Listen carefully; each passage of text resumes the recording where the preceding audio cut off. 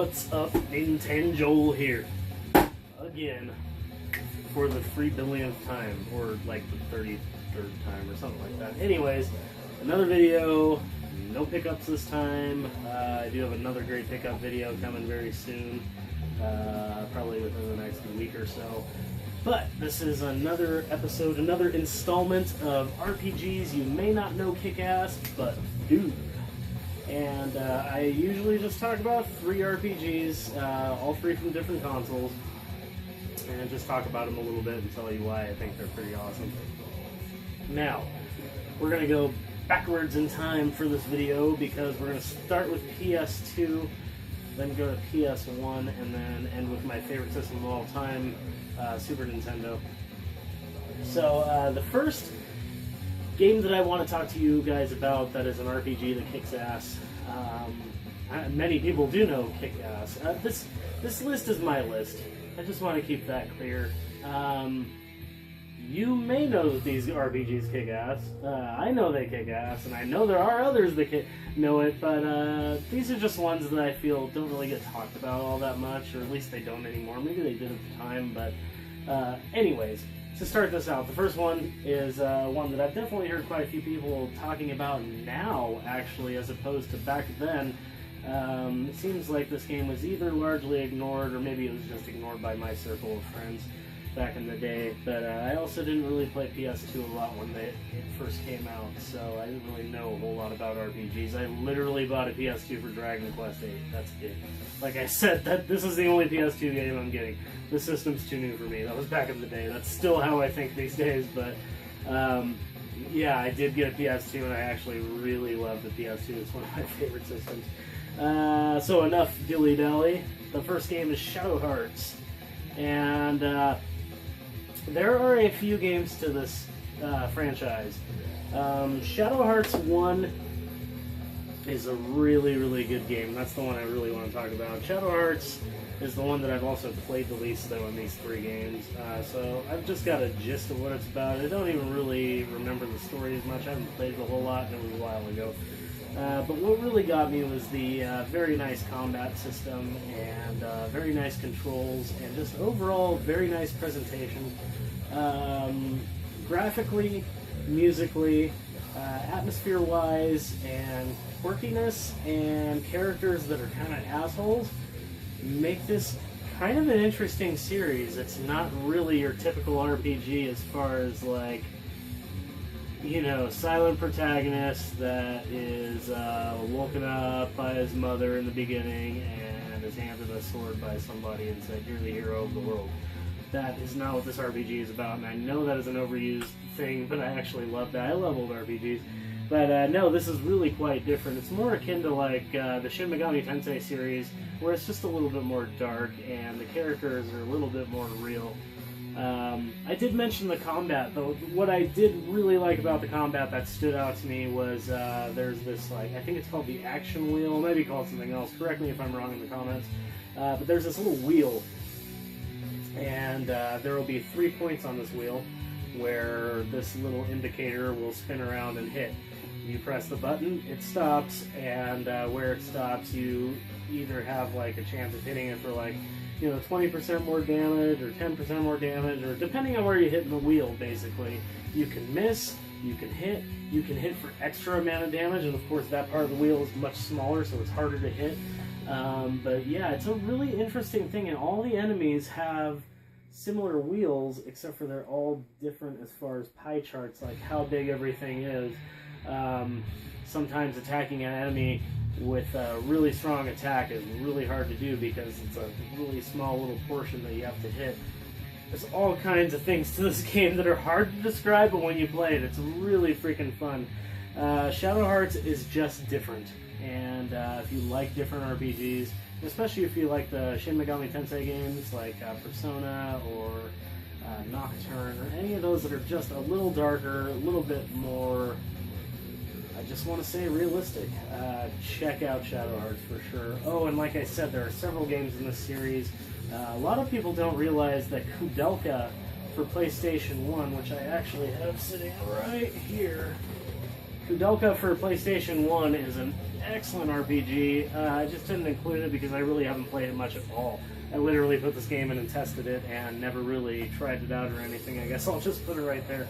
Kudelka really does kick ass, and it's climbing in value because people seem to be a little more aware of this series all of a sudden. And I mean all of a sudden, within the last couple of years. Never really heard this series talked about much recently, but now it's a little more popular. There are other Shadow Hearts games, including, since it's in arm's reach, Shadow Hearts Covenant is the sequel to Shadow Hearts. I don't have the last game, but it's called Shadow Hearts New World, I want to say. But yeah, definitely check them out. All excellent games, all moody, dark, maybe dark sense of humor, asshole-ish kind of people in there, and just an interesting game. So yes, Shadow Hearts. Second game I have for you guys that really kicks ass is just a fun one with really great graphics, and often gets overlooked because its predecessor, Secret of Mana for Super Nintendo, is one of the highest regarded games in RPG history. People love Secret of Mana so much, and you know what I'm going to say next. Legend of Mana here is going to be my pick for RPGs you may not know kick ass but do, and that's why Secret of Mana doesn't get this spot, because everybody knows Secret of Mana kicks ass. However, Legend of Mana seems to get lost in the mix. People just don't give this game the credit that it deserves because it's overshadowed by Secret of Mana. It's a lot like music, where a band releases a superb first outing, and maybe their sophomore outing is not quite as good, but goddamn it, is it a really good album? A lot of times people will overlook that second album because maybe that first album was just really damn good. They get attached to it. Kind of the same story here. Legend of Mana is definitely the spiritual successor to Secret of Mana, and graphically it's just beautiful. So beautiful, right down to the artwork in the case and the manual. The entire game looks like it's hand-drawn, hand-animated. It is beautiful. It's so, so beautiful. It makes you want to sit under a tree and read a book.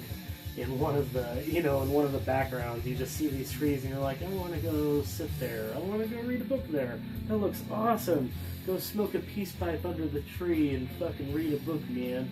Drink a cup of Java, man. But yeah, seriously, it's just beautifully drawn and animated, and just something that needs to be seen. And it's also getting up there in price too. Not hugely expensive. None of the games I'm really talking about are hugely expensive, but they're really good. And if that's one thing that I need to bring up, it's that because these games aren't as good as maybe other games, their prices aren't quite as expensive as you would expect them to be.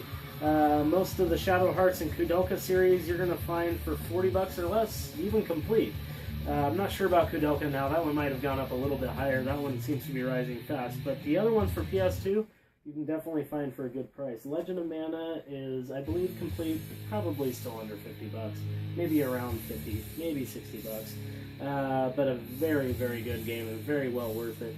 What's cool about this game is that the map screen is comprised of elements that you add to the map screen. As you get artifacts, you place these artifacts on a map, and these artifacts blossom into a new town, or they turn into a new dungeon, or they turn into somebody's house that you can visit, or any number of things. And what's really cool is, depending on where you put things on a map, certain things may be more powerful or less powerful, such as enemies or items or magic, if I remember correctly.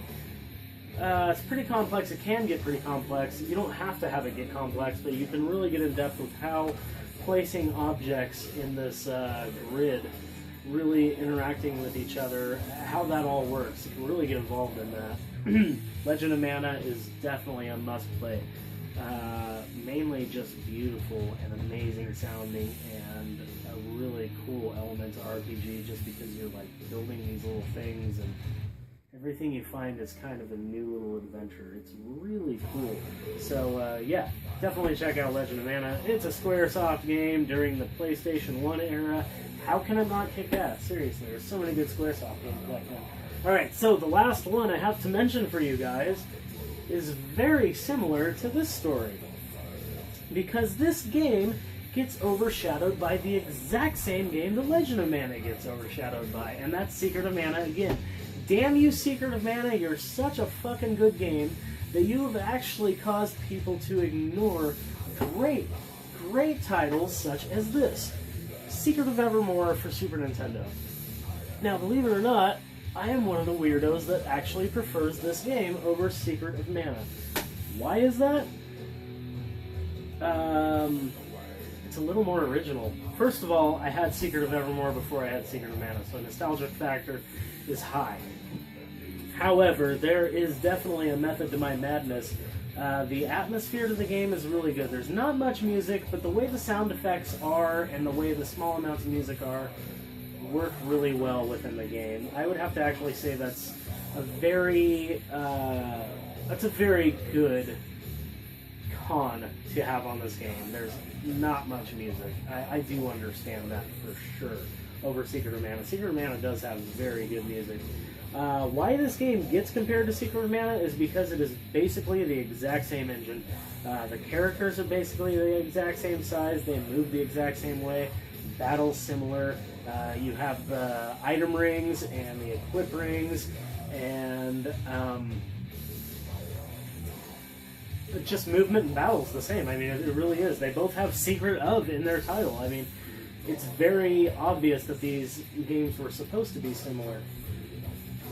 Secret of Mana gets all the praise, but I really think that Secret of Evermore deserves at least a little more praise. Maybe not as much as Secret of Mana to some people. In my opinion, a little bit of a better game. But I think it deserves more praise because there's a little bit more variety with what's going on. You are a boy and his dog that gets sucked through time in some wacky professor's lab, and you need to find your way back in time to your own civilization. In this process, you visit 4 time periods, if I remember correctly. One being a prehistoric one being like oh god, I don't even remember. One's like Egyptian or Roman or something like that. One's futuristic. I don't remember them all offhand, but I've never beaten this game. I've gotten pretty close, but it's been a long time since I've played it.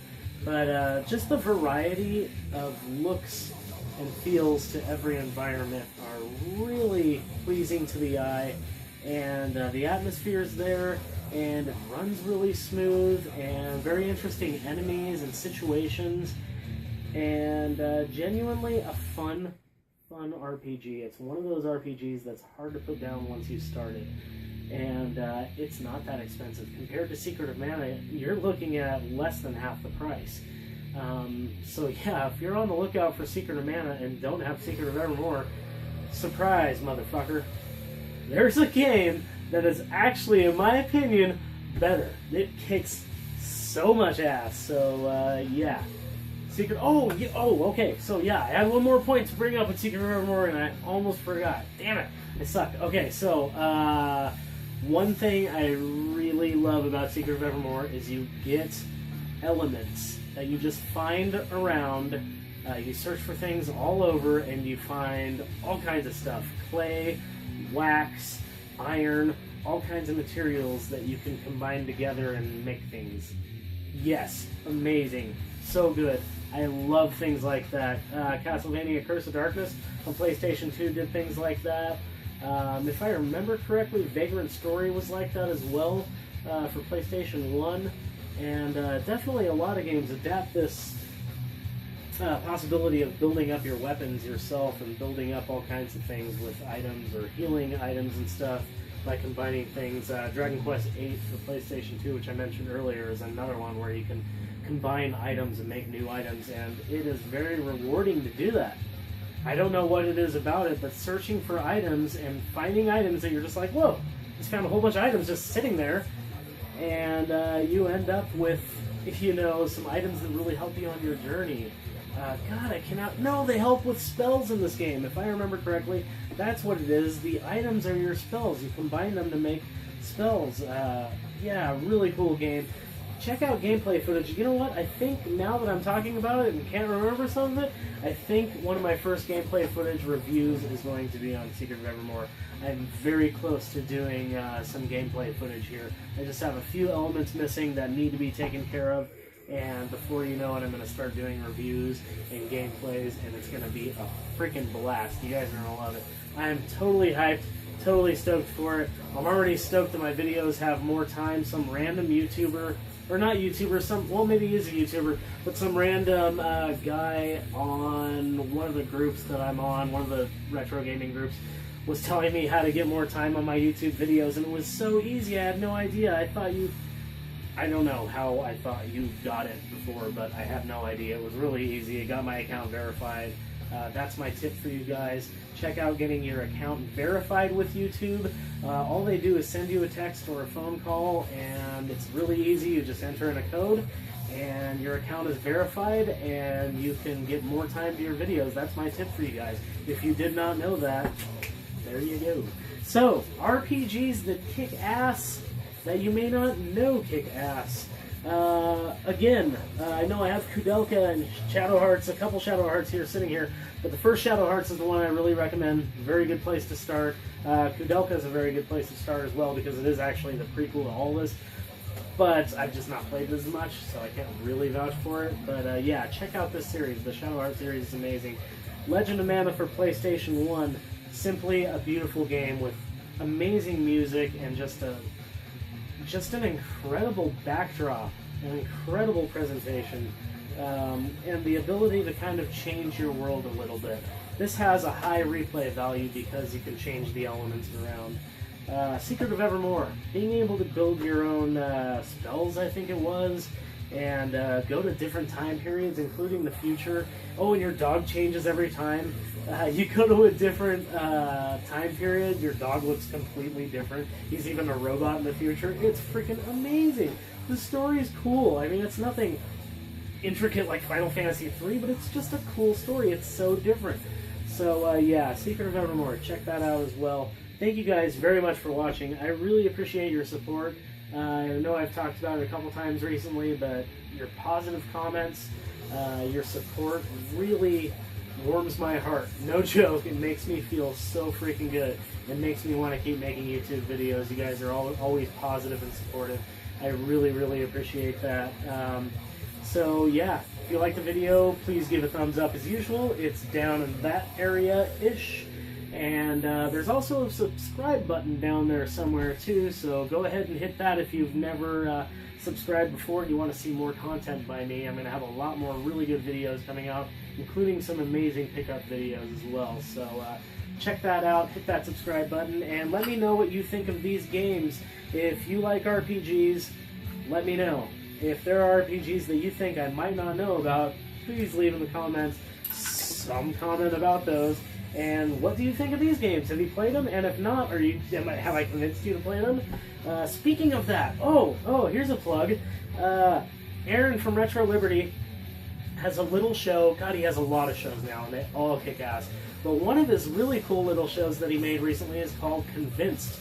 And it's just him reading the back of a NES box or whatever box and seeing if it would convince you back in the day. If you would actually buy that game when you didn't have the internet, you didn't have gameplay footage, nobody else had the game, how the hell do you know if this is a worthy $40 buy? His little series, Convinced, is actually really cool. Go check that out. I will leave that in the description below as well. So, yeah, let me know what you guys think. Like, subscribe, and comment down in that area-ish. Thank you for watching. Keep rocking the retro games, guys.